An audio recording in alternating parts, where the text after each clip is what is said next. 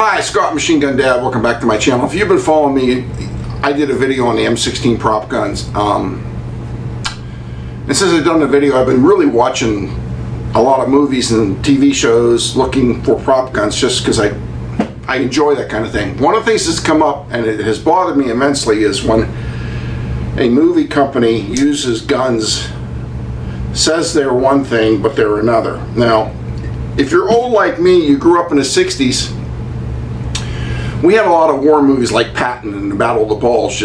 Even though there was German equipment laying all over Europe, they decided to use American M48 tanks as Tigers and Chaffees as Shermans and American half-tracks as German half-tracks. Except for one movie, Kelly's Heroes. One of my favorites. If you haven't seen it, you're missing out. You need to go see Kelly's Heroes. But or not go see it, it's not in theaters, get it on DVD, Blu-ray, or stream it or whatever.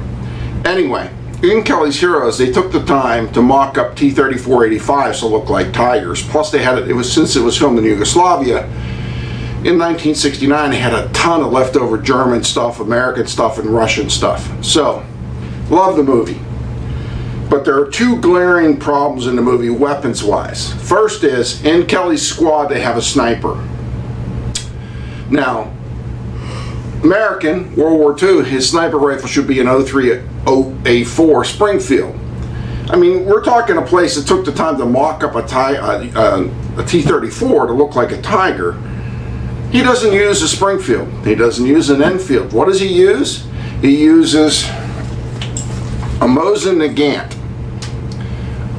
I don't have the sniper version of the Nagant, but what I did was take some screen captures, and I'll insert them after this section.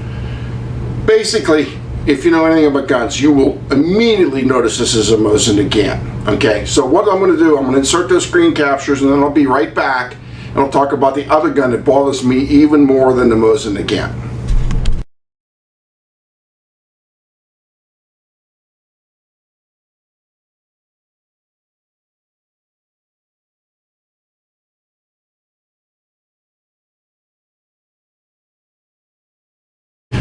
You just saw the Nagant. Let me talk about the gun that bothered me more than any of them. In the video or the TV show or the movie or whatever you want to call it, Kelly says the crap game, I need the 15 Thompsons, 2 BARs, and 2 30 calibers. So the gun that's wrong is the BAR. An American BAR from that era is this, 1918 A2. It's not what they use in the movie, although they call it this. So I was watching the movie, and the BAR they used in the movie had a fin barrel. It has a pistol grip. It has the rear sight flipped around, and I'm thinking, that's an FND. One of these FNDs.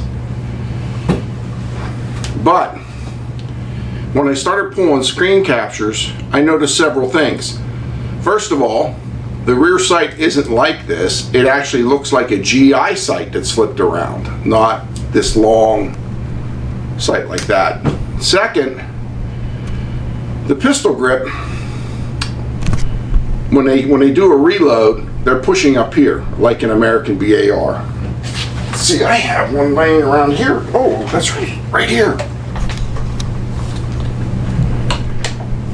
The magazine release on the American BAR is right here.